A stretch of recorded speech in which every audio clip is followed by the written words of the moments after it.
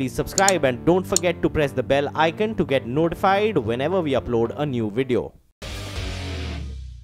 Good evening, ladies and gentlemen, and a very warm welcome to the grand finale of Lessons in Marketing Excellence Season 9. In its 9th season now, this Inter-B School Marketing and Business Competition has given students from India's premier management institutes an opportunity to stretch their imagination and define their future. After over 4 months of mind-boggling competition, constant criticism, ideating innovative solutions, and solving real-life marketing problems, we finally have our 4 finalist teams who are evidently the best marketing talent the country has to offer. Well, before we move on, I'd like to invite on stage Network 18's Group Editor for Real Estate and Urban Development, Manisha Natarajan, to address the gathering on the theme for the grand finale of Lime Season 9.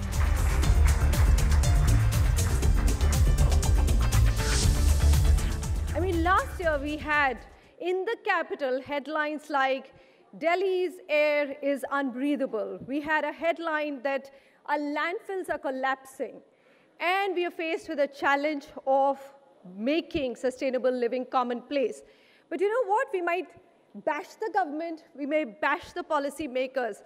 But the fact of the matter is not even my neighbors or nor do I personally have the time to figure out what to do.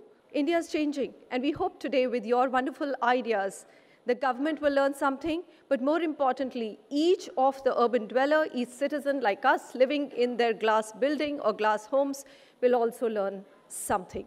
Thank you very much for being here, and I'm looking forward to all the presentations by all these young minds. Well, thank you, Manisha, for those valuable words. May I now invite on stage the man who has further funneled the Lime dream and has helped it achieve its laurels, Managing Director and CEO of Hindustan Unilever, Sanjeev Mehta.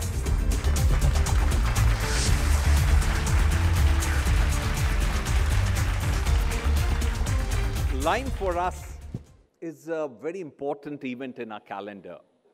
This is the season 9, and Lime was conceived with the whole intent. How do we get the best minds, the minds of our youth, to work on some contemporary issues which face the nation? We have talked about Make in India. We have talked about how do we extol the youth to come and vote. We have talked about the lifeline of India, which is the Indian Railways. And this year, we have picked up a subject which is very relevant for the country, as well as something which is very dear to us in Hindustan Unilever. This is about making sustainable living commonplace. Our purpose in Unilever is to make sustainable living commonplace, and our vision is, while we grow our business, while we double our business, how do we decouple it with our environmental impact, and how do we recouple it with the societal impact? There are many such competitions by several corporates, but Nielsen has done a survey, and very clearly the students tell us, you tell us, that this is the preferred competition. So thank you for that, and again, may the best team win. Thank you, the judges. Your presence here makes a huge difference to us. On behalf of Hindustan Unilever and on my personal behalf, my gratitude to all of you. Thank you, Sanjeev. That was really eye-opening and inspiring. Well, today the brightest marketing minds of India have a date with destiny as they get closely scrutinized by our illustrious jury panel. On the jury panel, we have some of the most respected names from diverse fields. We have with us Harun Rashid Khan, former Deputy Governor, Reserve Bank of India. Can we please have a huge round of applause for him? Vivek Nair, CMO, Group Corporate Brand at Mahindra & Mahindra Limited. Sonal Dabral, Group Chief Creative Officer and Vice Chairman at Ogilvy, India.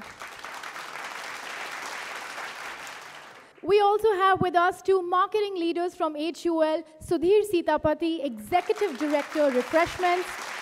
Can we please have a huge round of applause and keep it going? And Priya Nair, Executive Director, Home Care. And finally, from Network 18, we have Manisha Natarajan. Well, thank you, esteemed jury members. I must tell you that you have a tough evening ahead of you as these contestants have worked really hard. But it's time now to start with the competition. Each year, the Lime team prides itself on bringing to fore national case studies that are not just the need of the hour, but are also of immense national relevance. Like Manisha mentioned in her address, the case study challenge for Lime Grand Finale is making sustainable living a commonplace by executing a marketing campaign. So let us quickly encapsulate the case once again through an audio-visual. Let's call upon the first team for their presentation, Maven from Indian School of Business. Can we please have you on stage?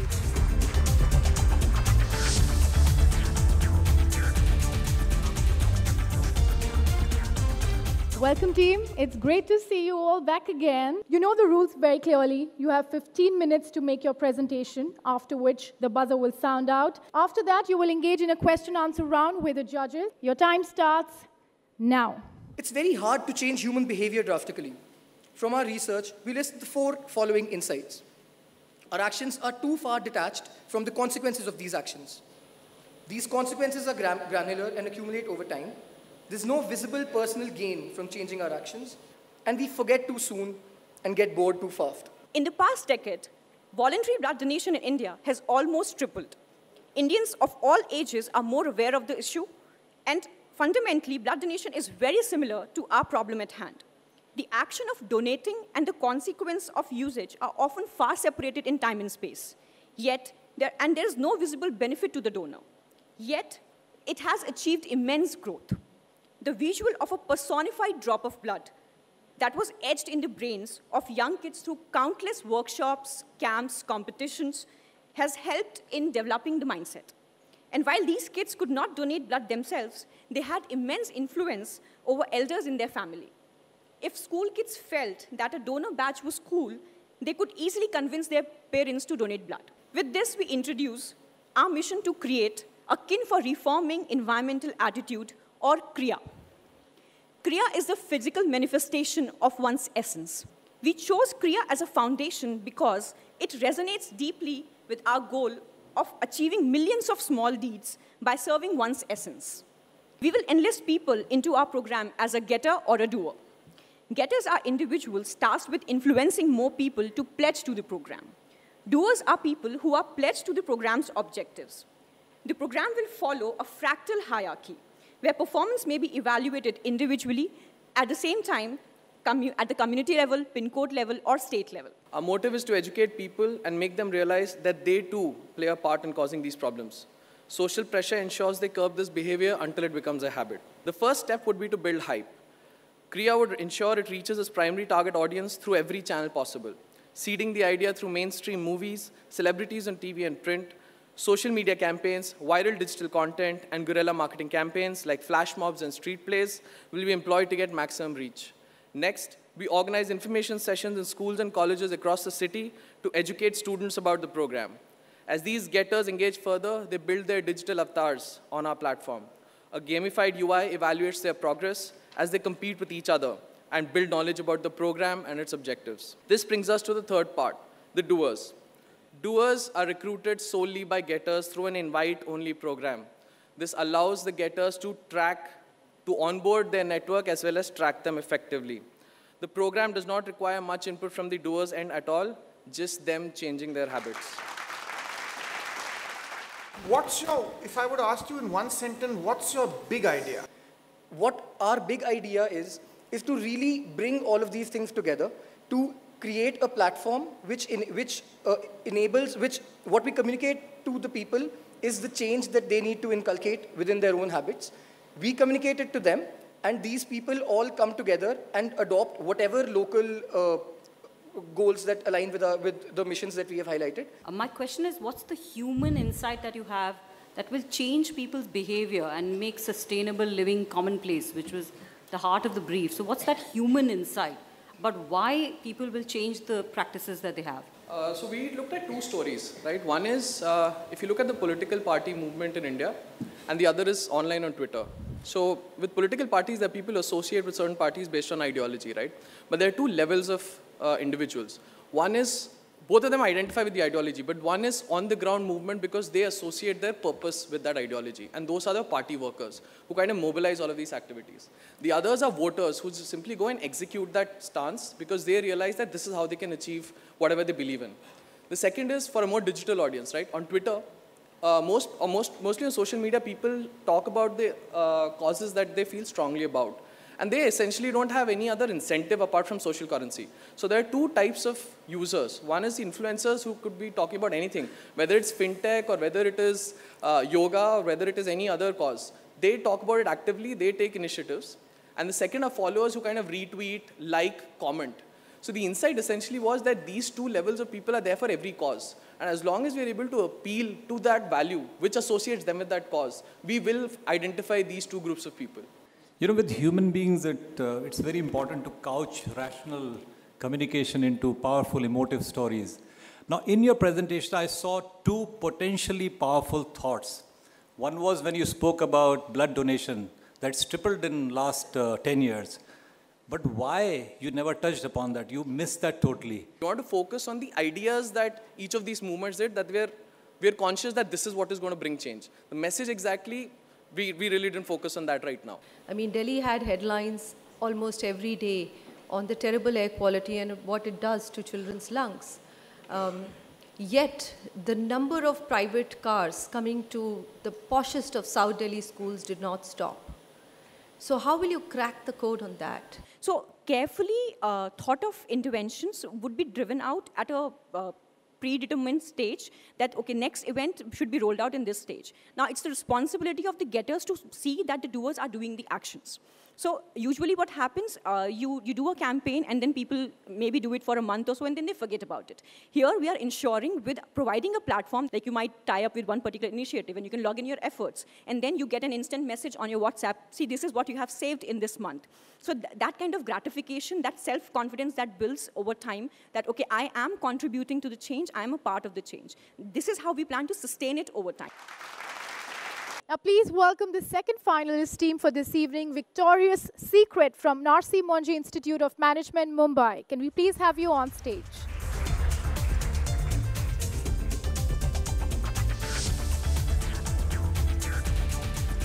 Welcome, team. It's good to see you back again. Before we begin, let me quickly run you through the rules. You have exactly 15 minutes to make your presentation, after which the buzzer will sound out. Following that, you will engage in a question-answer round with the judges. Good luck, and your time starts now. People tend to blame each other for anything that is not being done in the society. We also are the ones who actually talk about problems only once they start showing us the ill effects and not eliminate them or prevent them at the root cause level.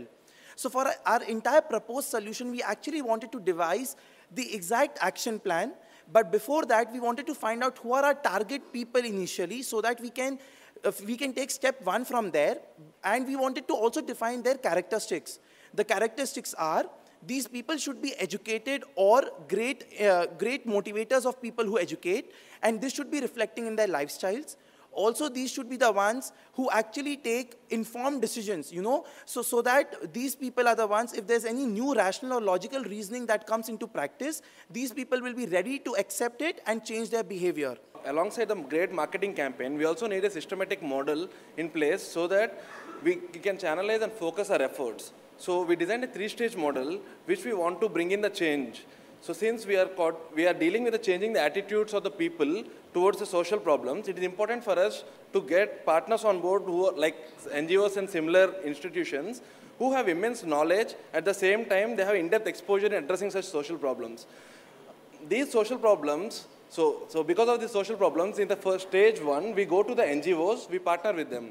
And when we become partner with them, we don't only just get access to the knowledge, but we also get a sense of credibility that we are working towards a cause.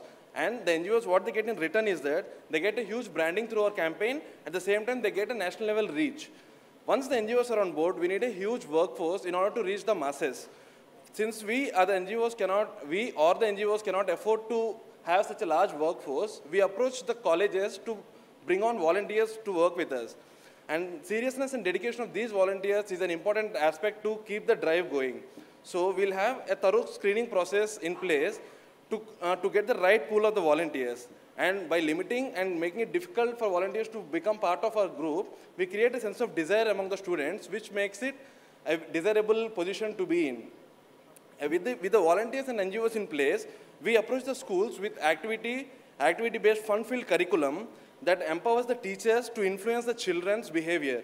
These activities are designed in such a manner that the children not only leave these activities at the school, but also take them back to the house. This is where we move into the step 2 of our model, where the children become influencers to the parents. So by changing the behavior, parents not only become a good example to the children, but also become a role model in their fellow families living in their societies. Through tasting these kind of social status, now these families will actually try to influence the other families in their groups. And at the same time, they also approach their friends and families, social work groups, and these people.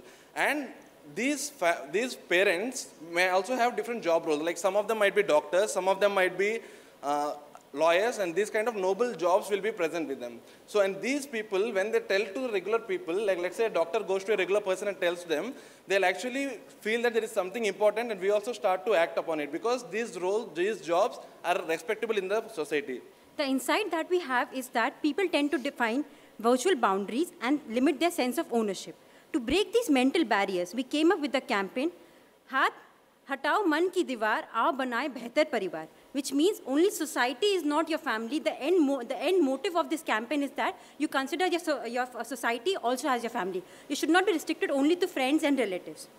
To create awareness, we would go with the 4 Khan campaign, in which the 4 Khans, Salman, Shah Rukh, Amir and Saif Ali Khan, will be coming together for the first time on the national television. This will create a buzz and show to people that how these people have broken their ego boundaries and come together for a common good.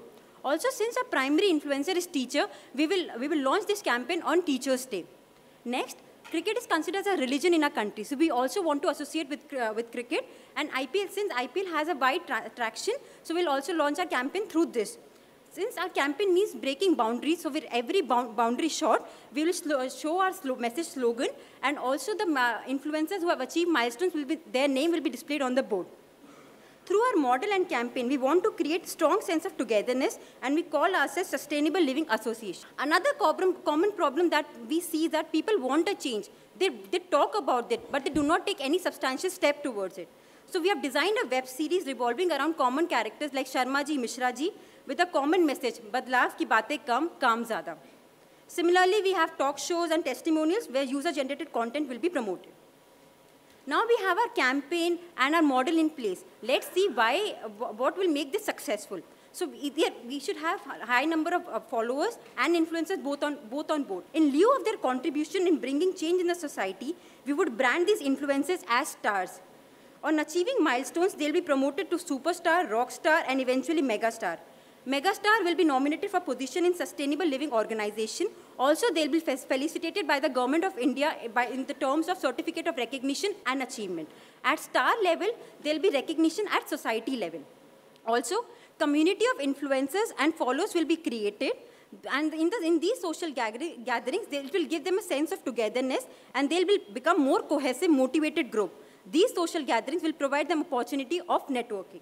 Next, coming to the implementation part, we'll follow the pilot phase to understand the operational roadblocks and hiccups. And if through this, when this pilot phase is successful, we'll take it to all-round scale rollout. I want to say that today, let's promise ourselves that we will break the boundary and create better families together. Thank you. Hope you all had a good change experience. Why will the kids and teachers join your movement? Why will they come out of their virtual boundary, as you put it? Sir, the ultimate target that we are focusing on is, again, the respectable jobs, for that matter, say bank manager, teacher, lawyers, and doctors. Now we have to reach to these target segments. When we talk precisely about teachers and students, teachers would know, sir, that it's such a respectable job that even if there are 100 people, the crowd would want to listen to them because they hold that position in the society. That's when they create a sense of ownership for them, and that's what we want to inculcate. What is that overall architecture? You have a grand institutional architecture which will take this forward over a period of time. So when we talk about branding the influencers in particular, so what we've done is we've called them stars. So suppose there's a junior doctor in a locality. Now whenever we organize these social gatherings, This guy ends up meeting 4 new lawyers, 2 new doctors who are at a higher post. So that's a sort of gathering. Who will organize? Who will organize? So we as an association would organize all of this, but all these influencers be a part of this gathering. So that is what we are looking forward to, because it gives them the sense of ownership that yes, this is our campaign.